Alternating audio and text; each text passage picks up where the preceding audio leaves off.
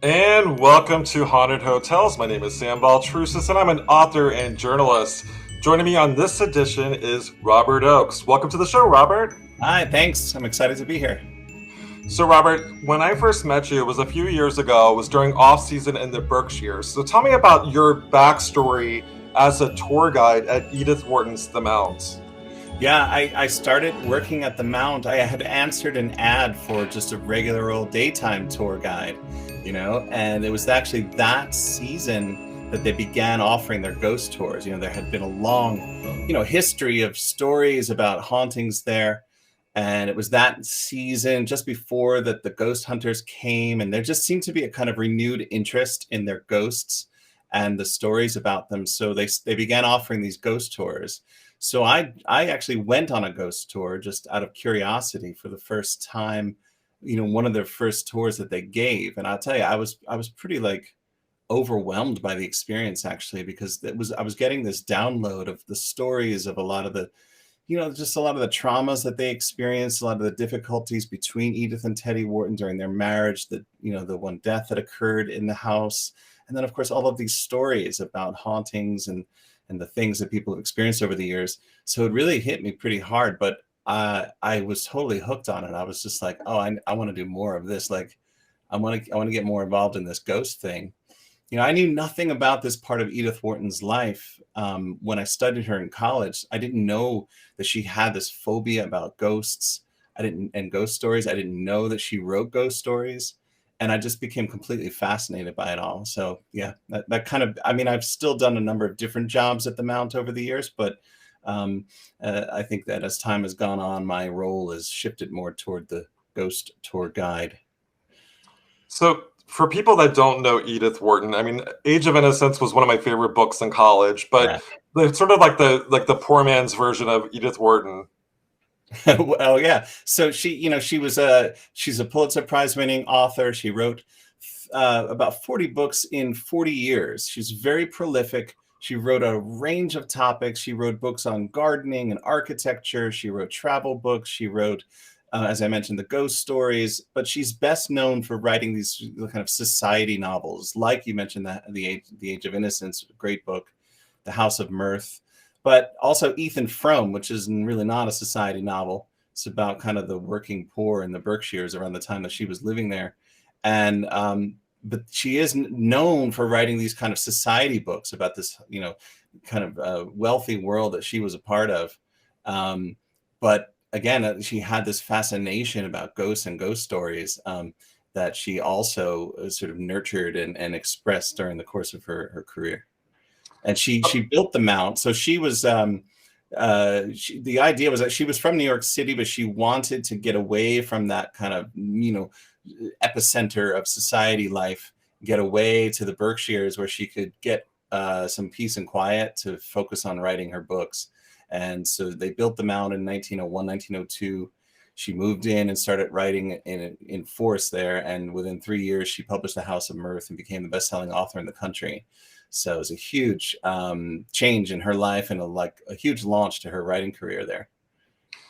So with Edith Wharton, like I actually knew, other than her writing, like she was featured in my book called Ghost Writers, but I also talked about her when I gave tours in Boston at the Omni Parker House, which is one of the most haunted hotels in Boston. Do you know her ties to the Parker House at all? I don't actually. Oh, okay. I have to remember. But yeah, so she was one of many guests. So the Parker House in Boston was a pretty well-known location. Mark Twain stayed there. Charles Dickens stayed there. There was a club that gathered, and there were some of like the most famous writers, like the existentialists, would hang out there. Except for Edgar Allan Poe was very much against this group, the Transcendentalists. And so Edith Wharton would visit. Because of her socialite, posh lifestyle, it was the perfect location for her. But long story short, she moves to the Berkshires, and the Berkshires, this beautiful mansion. And then when I arrived into the Berkshires, I didn't really have much experience except for the fact that I lived in New York City for many years, and all my friends would either go to the Hamptons or the Berkshires. And for those that don't really know, like the whole, like what is the Berkshires? I mean, it's kind of hard to explain to someone that's never been there. Yeah, so it's Um, I, I mean, it's a beautiful and bucolic area in Western Massachusetts. It borders New York State, Connecticut, and Vermont. It's pretty much as far west as you can go in Massachusetts and still be in the state. And it has a long history of being a place that has drawn, people from New York and Boston wanting to get away from the city. Way back in the Gilded Age, you had these very wealthy people building these huge mansions that they called cottages that they would come to live in for about 6, maybe 4 to 6 months out of the year, from May to October, when they would have this kind of high season of society gatherings there in the Berkshires. But it's also been a place, like you mentioned, the Transcendentalists. There's been a Transcendentalist tie to the Berkshires as well, and Emerson and others kind of found their way out to the Berkshires. Hawthorne lived there for a while. Herman Melville lived there for a while too. Hawthorne wrote the House, the Wonder Book. I think he wrote the House of Seven Gables there too. Melville wrote, Moby Dick and some of the great works. So it's had this like long history of an artistic community too. Norman Rockwell, of course, is probably the best known painter, but there are others. And today it's largely a tourist destination. You have a lot of people coming here living, either second homes or weekenders. And then now more and more people living here year round, coming here for the arts and cultural scene, the Tanglewood, Jacob's Pillow, the museums and art museums and history museums as well. And from my experience in the Berkshires, it's a wonderful place to get to stay at a haunted inn. And there are a lot of inns in the area. For example, the Seven Hills Inn, which is right next to Edith Wharton's The Mount, is where we stayed at for the Mass Paracon. And I will say that so on Friday night at our Mass Paracon in 2019, Robert led a tour of some of the most I would say some people from the paranormal community came together for this convention, and we walked over to the Mount. We were in the carriage and the carriage house, and then things kind of like went from there. So tell us about like that night at Edith Wharton's The Mount. Yeah, I loved having the group there that night. It was so cool. It's funny because I do mostly what I do is tours for the general public. And so I often will start off my tour asking, kind of getting a sense of who we have with us. How many of us here believe in ghosts? Have any of you had a paranormal experience? Those sorts of questions. I started that way with your group. And then I realized, wait a minute, what am I doing? This is a group of psychic mediums. Yeah, exactly. Seasoned investigators and the whole thing. And so then it became really cool because I was like, listen, let's just I'll tell you our stories, but also you tell me what's going on for you, because I'd love to hear from you. And that's how it went. It was sort of, I shared our stories and things that other people have reported and some of my own experiences.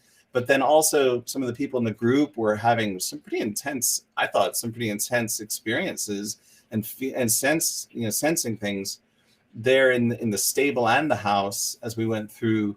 And one of my favorite moments was actually the moment when we were all standing up on the third floor of the house outside the Henry James bedroom suite, when I was asked, have you tried to talk to the ghosts directly? And I thought, well, no. I mean, mostly I talk about them, but it's rare. I don't know at that point if I just tried to myself have a direct dialogue with the spirits. And so someone was like, well, let's do it, And so we did some EVP at that moment. I had this sort of group around me, and it felt kind of like an initiation. It was like, all right, you're coming in now. You're gonna cross a threshold that you haven't crossed yet, And anyway, so I asked some questions, and one of them that I asked was, do you know my name? And we heard back later on when we listened to the recording a gravelly sounding voice that sounded like, Robert, like that. It sort of sounded like it could have been my name. And it just gave me the chills, and it took it to an entirely new level for me, because now I was very much aware of the fact that, yeah, they know me. They're talking to me, so that was cool. And so we had that experience, and a few months later, you were when I first met you, you were actually working on the book Ghosts of the Berkshires. And then a few months after that experience, you actually finished the book, and then it became published. Was it last year, Robert, when it came out? Last September. Yeah. Last September. And I will say it's actually on the best-selling list. Because I know the Ghosts and Hauntings list pretty well, and my book Ghosts of Salem is on the list, but your book Ghosts of the Berkshires is also on the list. So tell me about sort of that book and that writing your first book. It's so exciting, and I'm just thrilled that it's been so well received. And it was, living here in the Berkshires, you hear the stories. You hear some of the stories. You sort of get a sense of what are the haunted locations out there, and there are others here who have been sort of archiving some of these stories, and so I've sort of been aware of them peripherally. But my main focus has been, of course, on the Mount, as I've been sort of cutting my teeth in this world, and and learning the stories and telling the stories. And at some point, the opportunity came my way to write a book about the region, and I thought, well, yeah, like I really want to do this. I want to now kind of get out there and learn more about these other places and the lore surrounding them, and see if I can, have something to say about it all. And part of the joy of it was to go to all these different places, to see what it felt like to be there, to talk to people about their stories, and try to create a kind of archive of all of this lore. And now, since the book has been out, to be able to go to a lot of these places, share what I've learned, tell the tales as I know them, and the firsthand accounts that I've found through either conversations with people, or researching old newspapers, or reading other books that have been written, videos, and all sorts of things that are available out there. And just being able to kind of compile all this and then share it with people has been really wonderful. Like last week, I did a reading up at the top of Mount Greylock, which is the tallest point in Massachusetts, at a place called Bascom Lodge, which is a historic inn. And the idea was to, it is an inn. Yeah, actually, we could include it because it technically is an inn. But they also have a restaurant up there. In any event, the idea was to do stories focused on the north part of the county, because it's way up near Vermont up there. And so, I did a reading where I focus on stories like the Hoosick Tunnel and the Houghton Mansion and places like that. And I found that everybody in the room, pretty much everyone there, was from just right around there. And some of them had personal connections to these places. Like one woman raised her hand and said that, her uncles, two of her uncles, worked and died in the Hoosick Tunnel. Great uncles, I guess they were, and so there was a very personal connection for a lot of people. And so I felt like it was such a gift to be able to stand up there and sort of share what I've learned, what I've gathered about this history and these stories with the people whose families, were directly affected by this stuff. And to feel well received by that community really meant a lot to me. So, it's been a lot of that kind of thing. Yeah, so with the Hoosick Tunnel, so people know it. I mean, I also know it as the Bloody Pit as well. So for people that don't know the whole backstory, what is it and why is it significant? The Hoosick Tunnel was a 5-mile, is a 5-mile railway tunnel carved into Hoosick Mountain in the late 1800s, and the workmen, about 200 of the 800 workmen died in its construction in pretty horrific conditions, and many of them died in explosions and collapses and floodings and things like that. I mean, they worked almost entirely underground, and they continued to show up to work and under these, terrible conditions, even though people were dying. And then the stories began to spread about how some of them were returning as spirits, and they could hear voices in the stone, and they could, they were people reported seeing apparitions, like walking toward the central shaft. There was one situation in which 13 men died in an explosion in the central shaft when it filled with water and poisonous fumes, and, just really awful things that happened there. And even to this day, people go there, feel things there, hear things there, get tremendous, I know from my own experience, just getting near it left me feeling just a very heavy, intense energy that I found really hard to kind of shake. something that felt kind of dark to me. And I've spoken to people who walk through the tunnel, even though it's illegal and dangerous. It is an active railway line. People do it and report seeing lights on the tracks, the feeling that somebody's walking beside them, things like that.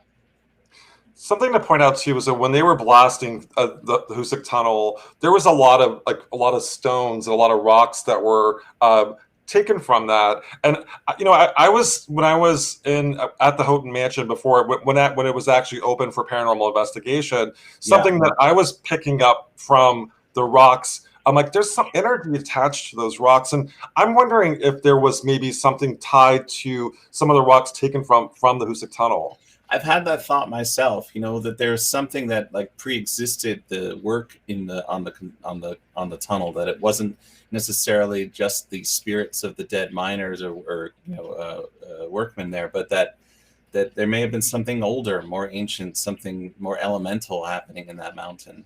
That by cutting into it the way they did, they kind of stirred it up. And then, like you said, apparently I've heard the story that stone has sort of made its way around the city of North Adams and was used as part of the wall, I guess, outside of the Houghton Mansion. I don't know that to be 100% sure, but that is what people say. Yeah, I'm pretty confident that it is, and I think it's actually it's extended beyond North Adams, so it did go a little farther. But being able to validate that would be really difficult to do. Right. But I will say that the inns that are located in that region, so in Pittsfield and in Lenox and North Adams, like that whole area, there's something like a creepy vibe to all the inns that I've stayed at there, and some of those inns actually made your book Goes to the Berkshires. Yeah. I mean, it's some of them are quite old. Some of the oldest inns, the New Boston Inn, for example, it's believed to be the oldest inn here, and certainly in this part of the state. The original part of it was built in about, I think, 1750. The original, so the part that's where the tavern is today, the L, they think was probably first built in 1750, and then more of it was added later. But that alone, just having that sense of age, adds a lot to the sort of the atmosphere of spirits, I think. And so it stands to reason that people are going to have those kinds of feelings. It doesn't take much. That I feel like they're already primed just from being in those old buildings and feeling the sense of history and the lives that have been lived there over the years, There's the whole idea of the stone tape theory, and the stone tape theory is that energy actually goes back into the structure or into the rocks or into the land. And so if there was a murder or if there was a death that was horrific, it's going to psychically imprint itself on the land. And when I was in the Berkshires, I was feeling that energy. Like there was a lot of secrets that are kept in the wood, kept in these old structures that are waiting to be let out. Like they want their story to be told. Yeah, was there any particular places that spoke to you that way? Well, I mean, like even like walking from the Seven Hills Inn, which I felt like it really has an energy attached to it, walking down the path up to Edith Wharton's The Mount, like that experience was like someone's done that before. You can feel it it was almost like we would travel back like 100 years back in history. It was like a time travel almost, and there was a sense of time travel a lot when I was in the Berkshires, whether it was at a haunted inn or whether it was just like walking down the street. Like you feel like you're kind of going back in time. It's funny you mentioned that, and I remember an early experience I had when I first moved to the Berkshires. I lived in a house called the Bidwell House, which was a 1750 house.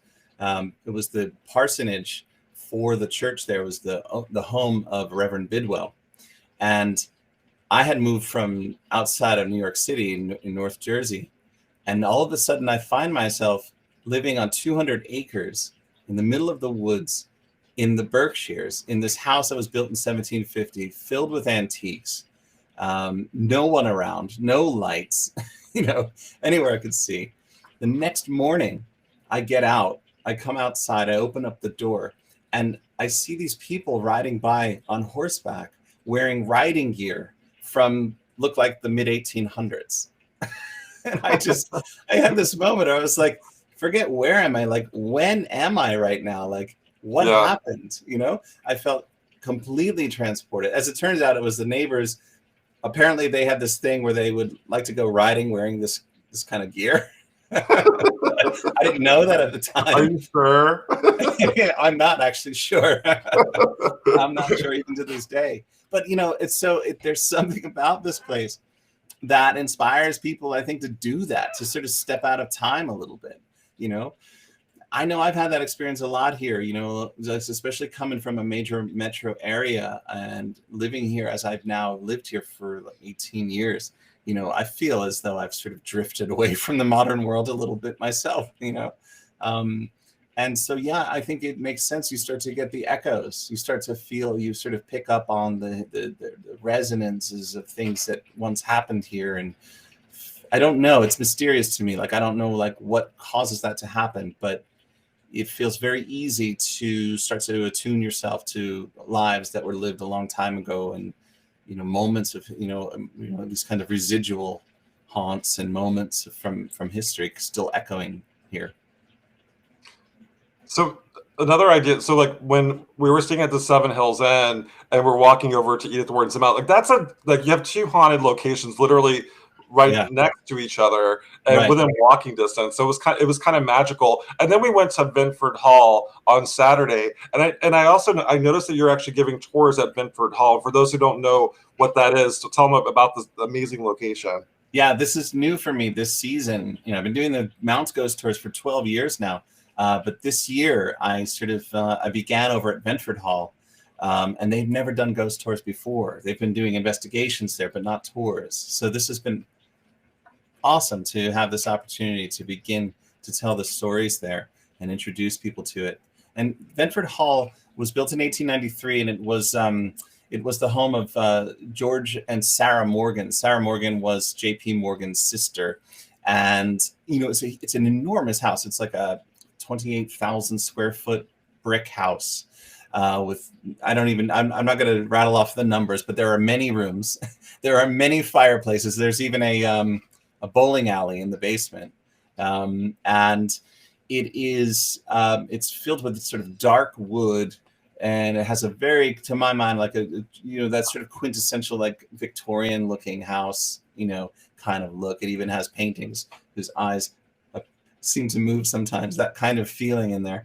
And so it was the Morgan's home until George Morgan died in 1911, and then it went through a number of different families, and then it was a hotel called Festival House for a little while in its history. It was a ballet camp. It was used as Tanglewood as dormitories. And it also was used as a religious community called Bible Speaks for some years. Then it fell like totally into ruin, or not ruin, but it was abandoned, and it did actually suffer some damage. And then they restored it. They've been working on restoring it since the 1990s, and it's been open as a museum since 2001. And many stories as I'm finding out. So both Binford Hall and Edith Wharton's The Mount, there are a lot of artifacts and a lot of like old like books and items that were kept at these locations that may have been touched by people that may have left a psychic imprint on it. Do you feel like, what are your thoughts on haunted objects? And do you think that either Binford Hall or Edith Wharton's The Mount may have a haunted object? So I've been telling this story at Binford about the crib in the nursery. Actually, not just the crib, but the crib and the doll they called Toddy. Both believed to be haunted objects. Neither one of them originally from the house or from the family. So I was told a story by one of the women who worked there, that she was passing the hallway, and out of the corner of her eye caught what looked like an old woman leaning over the crib, and she was actually freaked out by this, so she kept going. Like, she didn't want to go back and take a look, which is understandable. But anyway, so where does this crib come from, right? Apparently it was donated to the museum by a family that's from down in Tyringham. That they've had it in their family since the 1860s. Who knows who that old woman might have been, who she saw, apparently not directly connected to the Morgan family or to Benford Hall necessarily.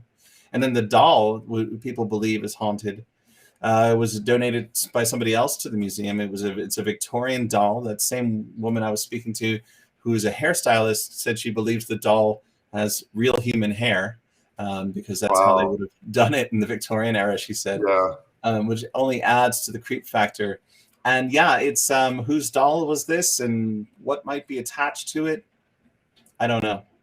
It's mysterious, you know.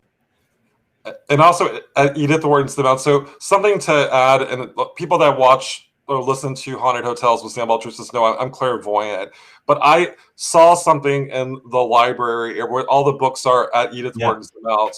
And there's also a photo that was pretty similar to what I saw. Remember that the photo of what looks like a shadow in the library? Yes. Oh, so that shadow, you mean in the drawing room, right? There's the drawing room, profile, yeah, which is the room right next to the library. So that's interesting. So what was it that you experienced in the library? It was a shadow. It looked like a woman. However, now that I know the whole backstory, so Edith, she was terrified of like a hobgoblin or sort of like a shadow entity. And I know the first time I went on tour with you, Robert, I saw what looked like shadows kind of like creeping around throughout the tour, like they were kind of keeping an eye on us. And so my thoughts are that maybe that was Edith Wharton's like nemesis, or the hobgoblin that was chasing her entire life. I've had that thought too.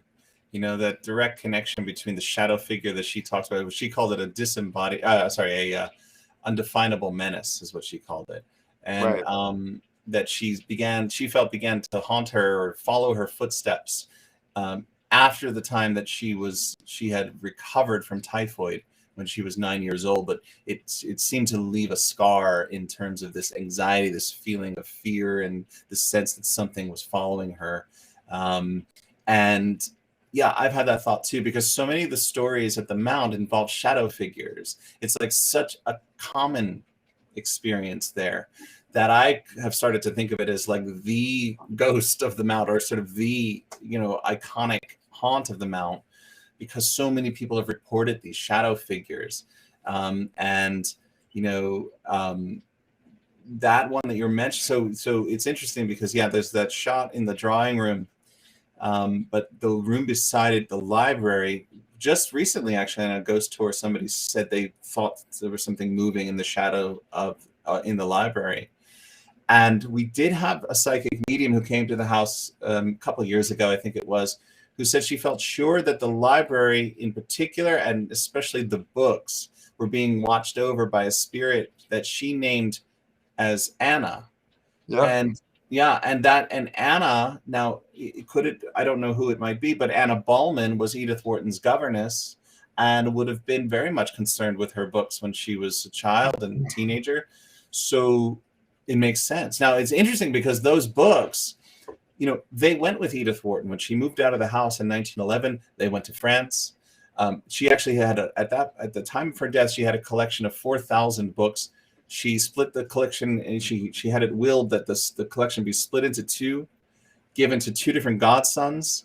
One of them put his book collection in a London warehouse that was bombed during the Second World War, so those books were all destroyed. The other books made their way all over, apparently, England.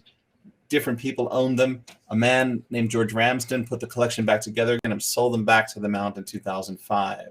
So these books actually went on a journey all throughout at least England, maybe beyond, and then came back to the Mount. And the feeling is that maybe they came back with this spirit attached to them. Something that I also picked up, Robert, was that the entity, whether or not it was the shadow figure or the menace that was following Edith Wharton her entire life, but I saw like the shadow figure kind of mimicking what looked like a woman, almost like it was a doppelganger of some sorts. And so the image that I saw of that you showed on the tour of that was blown up in the drawing room, I'm like, what was that, Edith Wharton, or was that something trying to pretend like it's Edith Wharton? Well, it's interesting because that picture, right, the neck is very long, right? It's kind of short, so like it actually connects with what you're saying, that this idea that it's trying to assume a form that it doesn't really naturally have, because it's not quite a normal human looking form, right? It's like it sort of looks like a woman's profile, but then you have this unusually long neck and the whole body is kind of squat, and then there isn't really like a lower body. Now, someone else reported seeing a shadow figure on the bedroom floor. One of the cleaning staff said that it was very thin and very tall, like 7 feet tall is the way she described it. Right. So yeah, this, and then, we have this picture of a face in the bathroom window in a very similar part of the house as to where that other person saw the very tall, slender figure, which appears to be this, not a shadow. It's illuminated, like you can see white. It's not dark, but the face is strangely kind of distorted, so that it doesn't quite. It sort of looks almost human, but there's something about it that looks a little off. And even as we talk about it this way, I get the chills because this feeling that there's something that is like trying to pretend in a way that it's human, sort of taking on the human form. That's what you experience? Yeah, I didn't want to necessarily see it. To kind of give you some, so when you told me about Edith Wharton's like longtime fear that happens after she had typhoid, and it's almost like an external manifestation of her fear, and so it took the shape of this shadow entity. Whether or not it was actually Edith Wharton's thought form or tulpa, that's something to be debated. I don't think it was human. I don't think it's a human spirit trying to manifest as an apparition. I think it was something non-human. Yeah, and that's so interesting, this idea of the tulpa that you wrote about in the book. And and because I think of what we often talk about at the Mount is the relationship between ghosts and the imagination. The way in which we tell stories about ghosts, or the way in which stories about ghosts affect us. And that Wharton had such a powerful and vivid imagination and a very sensitive, because she called it she referred to her own very sensitive psyche, that these things would have directly affect her in such a powerful way. And I often have this thought that as we tell these stories at the Mount, year after year, night after night, that there is this sense that it's growing, that the sort of the experience of it has been growing over time, and similar to that idea of the tulpa, right? The more that you tell about it, the more you talk about it, the more it kind of takes on a form, right? It manifests. And to me, that's part of the creative experience. As storytellers, writers, you feed things with your imagination. They take on a reality, particularly as that thing then gets picked up by others, and the stories spread, or the book, whatever it is, gets passed along, and it takes on a new life, really, all its own. So yeah, I think it's fascinating. I don't know that I fully understand the mystery of it, but I have just watched this unfold over the years and noticed how it has grown, and how it has grown within me, that it has affected me more and more over time. To give you an idea, so I have something similar. Well, I mean, I didn't like go and like read a book and like conjure this thing. It's almost like my fear caused it to manifest. Mm-hmm. And I had for my situation, it's bound in Salem, so it's like this shadow entity that kind of stalks me in Salem. And what I get from Edith, like, did her menace, did it follow her outside of the Mount, or was it her whole entire life? Well, you mean like in terms of time? What I was told was that, my understanding is that by the time she reached her later 20s, this had kind of subsided. And I personally feel, just talking about the power of writing, the power of art and the imagination, is that I feel like she knew that she had this thing that was holding her back, that she was so afraid of, and that was like making her feel restricted, I think. So she decided to write it, to take this fear that she had and pour it into her stories. And, by naming it, by like making it her own, really, she kind of gained some power over it. I think that's my feeling anyway. And could work with it instead of having it be something that like overwhelms her and makes her feel too afraid. I love that. I love that she kind of became like, she almost like learned to harness it and use it as a power that she could have some command over.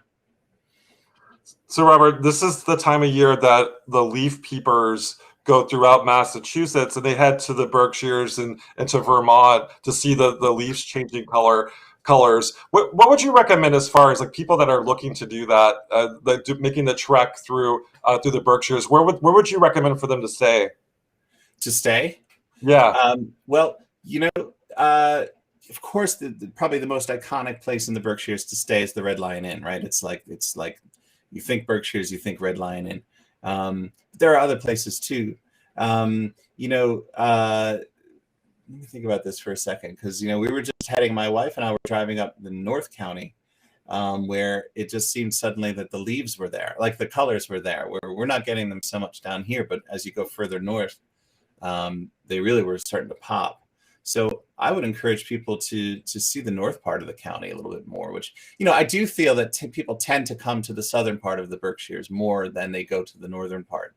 Right. The northern part, it just feels a little, it's like, it's to me, it has a kind of a wilder, just in terms of the paranormal, it just feels there's it may be alive in a way that it's a sort of a quality that is untamed, up there. So I would encourage people to go up that way, and start up there at least and make their way down. So you talked about the Red Lion Inn. We got to talk about the ghost lore associated with that beautiful old inn. Yeah. I mean, the Red Lion Inn is one of those places, right? You get that sense of history as soon as you walk in the door. It's again, it plays on your imagination and your psyche in a way like it's easy to imagine spirits there, right? But apparently, it's not just that there are these certain hotspots where there's something going on there that has been noticed by people who are very attuned to this kind of stuff. I actually spoke to a psychic medium sometime last spring who intentionally stayed in room 301 because she was drawn to that room and had some pretty intense experiences she told me about during the night of spirits coming into the door, into the room. She had to sort of tell them to go away. She described a kind of stairwell or something, a spirit staircase sort of nearby that room. It was really something, actually, what she was telling me about. And that room 301 is known to be a place where people have had many experiences. In fact, as I was working on the book, one of the places I went to get my source of these stories was some online travel sites, review sites. I was looking to see if anyone had left a review about this room 301 who had stayed there and had any experiences. And sure enough, I found many of them where people, even years apart from one another, people were talking about this room 301 and how they would wake up to find that the blanket was being pulled off of the bed, or that their toes were being tugged, or that once one woman or one person said there was a man standing in the room with a top hat. And then the one that really got me was that somebody said something came into the room and got into bed with them. Yeah. So for people at the Red Lion Inn, like how is it 200 years old? How old is the inn? There was an inn at that location. My understanding is that there was a tavern originally there starting in about 1773. And over the years, it grew into an inn, but the original structure burned down in the late 1800s. And then they rebuilt it. Apparently within a year or so, they rebuilt the inn. And so the current structure that's there now was built in, I believe it was 1896, and it's enormous. I mean, it takes up this entire block, like a corner of Main Street, Route 7 there in Stockbridge, and yeah, it's quite something. It's got this huge porch in the front that overlooks the Main Street, and yeah, it's iconic for sure. So the Red Lion Inn, like, so it was a tavern at one point. So a lot of people don't realize that taverns were kind of the gathering place for the colonial era. So people would gather. They would, like, get their local news from the tavern. They would do, witch trials, examinations at the taverns. They also would sleep. So there people would, drink and eat downstairs, and there were the rooms upstairs. So a lot of the local taverns in New England were actually inns as well. Yeah, and apparently this was a place where they would gather to talk revolution. It's all part of that history as well. And yeah, for sure, it was a stagecoach stop. I mean, right past the inn there, what is present day Main Street, Route 7. These were stagecoach roads there at that time. And a lot of the locations in the Berkshires actually had a past life as an inn. So, like, the Thaddeus Clapp house is now a museum, but it also served as an inn or tavern at one point, right? I actually don't recall it being a tavern or an inn. It does. Oh. It was the home of he was kind of an industrialist, owned a local mill. And apparently he liked to throw parties there, and it was a real social hub. I don't know that it was an inn. Oh, wait. I do remember that now. Yes, you're right. Yeah. It was at one point. It became an inn. I got that in your book, Robert. Yeah, no, I know. It's been a little while since I read or thought about that particular story. But yes, you're right. It wasn't in for a little while. Like, more recently, like, my mind was back to the history, to the old days. But yeah, and then today it's they use it as a sort of a living quarters for some traveling artists associated with BTF, I believe it is. And what? So it was in your book, and I forget the hauntings. Do you remember the hauntings associated with that house? At the Thaddeus Clapp house? Yeah. Apparently, there is a woman in red who was seen on the staircase.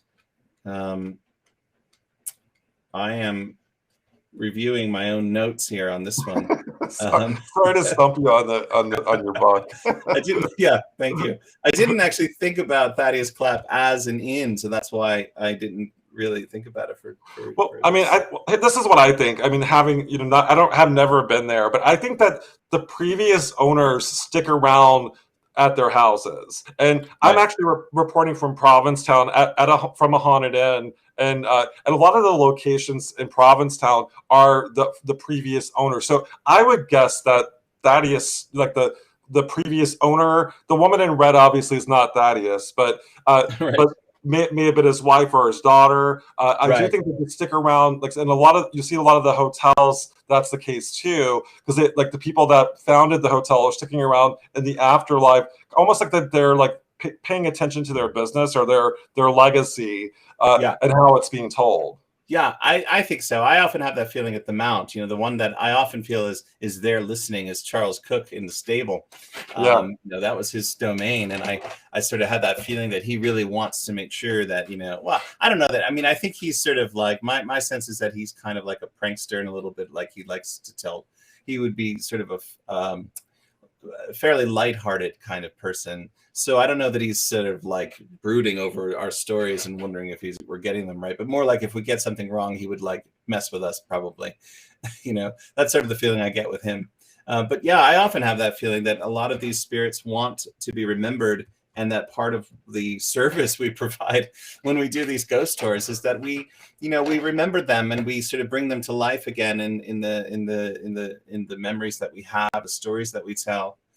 And going to Ventford Hall now for the first time, it has been a concern of mine about whether or not the spirits are happy about me going in there and talking about them and telling their stories. And do they feel well represented? Do they like what I'm saying?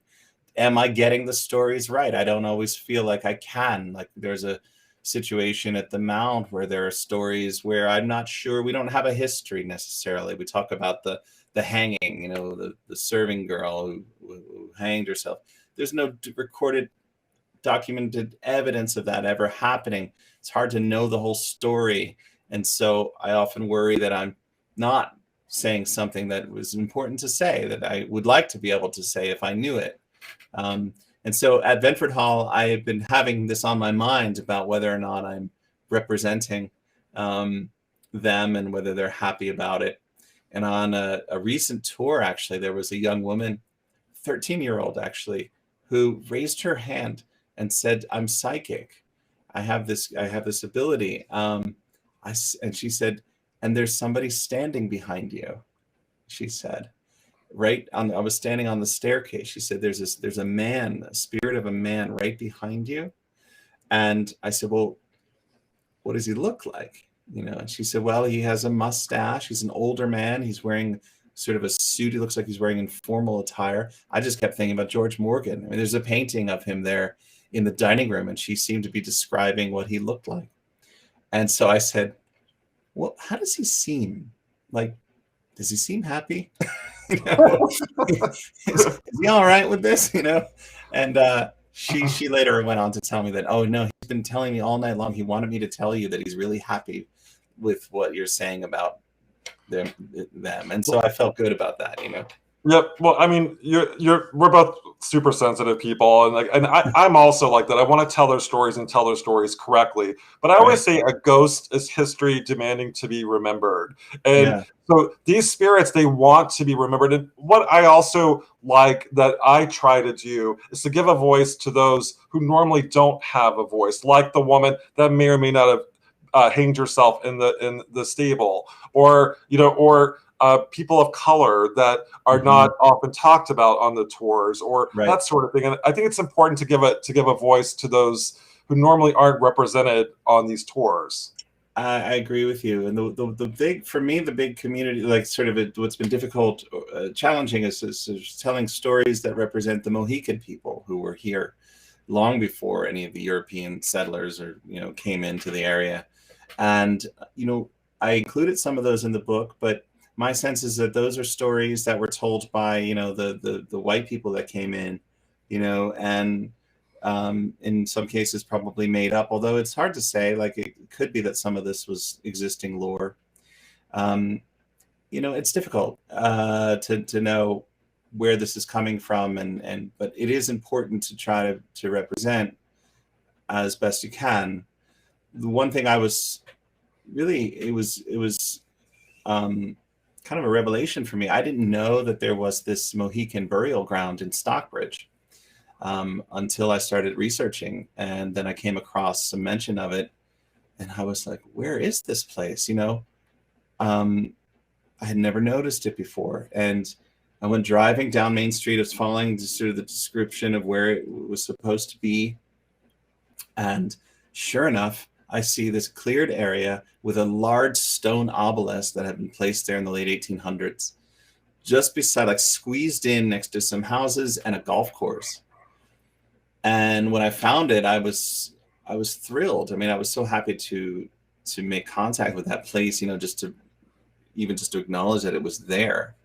And so for me, like, part of the joy of like working on something like this is not only for my own discovery, but then also to let other people know, like, this is here and this is part of our history, and we need to remember this, because a lot of people I think that I've spoken to about it are like, "Oh, I didn't even know that was there," and these were the people that were here before, and we need to and remember that. Robert, so I always ask people on Haunted Hotels with Sam Baltrusis, if you had the chance to go to any room with a boo in the world, where would you go and why? Any room with a boo in the world. In the world. Or we could stick it within New England. We could keep it simple. Well, the thought that came to mind, somebody told me a story about an inn in England, some from hundreds of years ago, where allegedly there's a spirit where the spirit will always wake you up in the middle of the night and ask you what kind of tea you want. And apparently all you have to do is just say, just name your flavor and go back to sleep. That's what comes to mind are these old castles and inns in places like England, this ancient history, and just that like being in that kind of atmosphere, I think would be really exciting for me, and just getting a sense of how old these entities might be, what kind of life they might have seen. So I don't know if I know a specific place.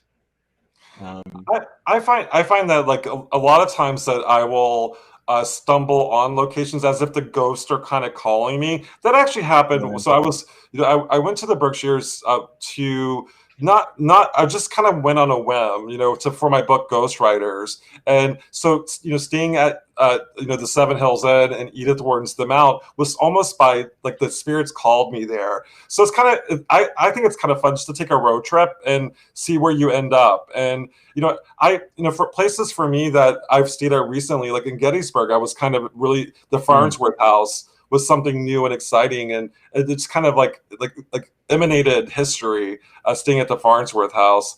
And also too, I was thinking about like we're tour guides, and I'm taking off this October to actually enjoy October for the first time. But what does a tour guide do, or a ghost tour guide do for October for Halloween? Do you just like give tours the entire month? Give tours. Yeah. It's funny. My wife has been helping out on Halloween at the Mount since I started, basically. Because we often will have people volunteer and play. We do these little sort of dramatic things on Halloween just to add a little extra fun. So every year she has been involved, and she actually had an experience on Halloween 2011 where she said she saw a shadow figure on the wall of Teddy Wharton's den that really kind of freaked her out. And nevertheless, she's come back every year to help out. But there have been times where she said, "How about this year we go to a party on Halloween? Do something different." So, where would you rather be on Halloween but a haunted house? I mean, it's the place to be, right? But there was a time in our early days when we would go to parties and stuff like that, but no more.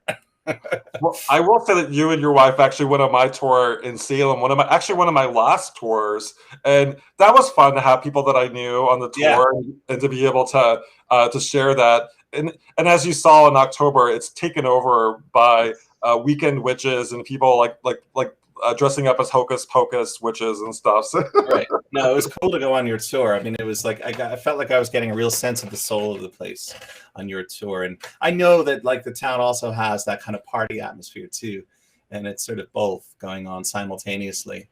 And I felt like when we were with you, we were getting sort of that soulful history, which was really nice. It's hard to do in October, but I try my best to. I call it the back alley tour. I kind of take people away from the crowds and into where locations that are really near and dear to my heart. And I felt that way about your tour at Edith Wharton's The Mount as well. I thought it was a wonderful tour, and it felt like it was a very intimate tour as well. Thank you. It's this. I didn't look for this. It found me.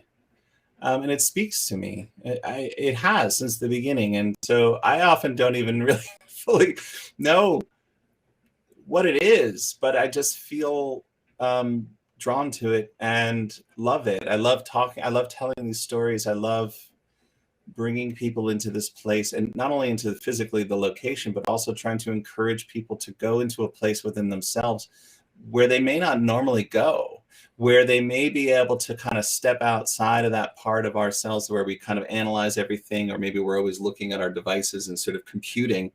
But there's that other part of ourselves that is more intuitive and imaginative, and it's deeper, I feel. And so part of the experience is just to kind of try to get people to go to that place, and see what they feel and how it might speak to them, whatever it might be. And that's the thing I love the most about it. And I feel personally invested in that, like wanting to try to encourage that kind of experience. So yeah, it means a lot to me. So Robert, you doing a lot of tours. So if people want to actually go on your tour or purchase your book, Ghost of the Berkshires, where do they go? So, I mean, everything is sort of lives on my website, robertoakes.net. And there's a silent E in my last name that sometimes people miss, but OAKES. So robertoakes.net. And from there, you'll find links out to all the different things. But the book is available through Arcadia Publishing, and it's on Amazon and Barnes & Noble and bookshop.org. I'm doing tours this season at the Mount, Ventford Hall, and the Church on the Hill. All three are in Lenox, Mass. And the Mount, actually, we're sold out on the in-person tours, but we are doing online tours this season, one on October 15th and one on October 31st. So that's cool because you can be anywhere in the world. I mean, we literally had people on the other side of the world attending our online tours last year. So that was cool. So we're doing that again. EdithWharton.org is the place to go for that. Then there's Ventford Hall. We have a few dates that we still have coming up in October. And there's one thing I'm doing starting tomorrow, every Tuesday night throughout the month of October. I'm doing a story, sort of a fireside storytelling experience where I'm sharing a story from the Berkshires, a ghost story, and a sort of dramatic reading is sort of more the experience I'm going for with this one. So if you're interested in that, it's every Tuesday night at 9 o'clock, and there's information about it on my website. That sounds awesome, and I love the fact that you're, in addition to doing the in-person tours, you're also doing virtual tours as well. So if people are listening to this and in California, they could actually go on your virtual tour at Edith Wharton's The Mount. Yeah, I think it's so cool. And in fact, when we do the online thing, we can actually go to places we can't bring people because we have a limit to the number of people that can go into certain places, like the very top of the stable. So when it's just, one person with a camera and myself leading, we can actually go up there so we can sort of show everybody around and talk about the stories that are, the reports up there.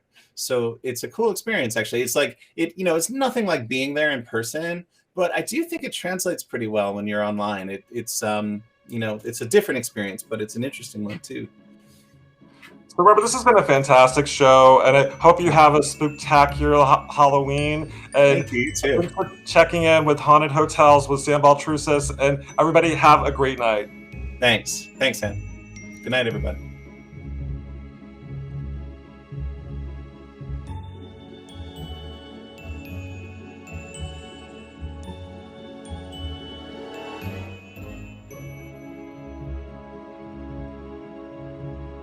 My Paranormal Network.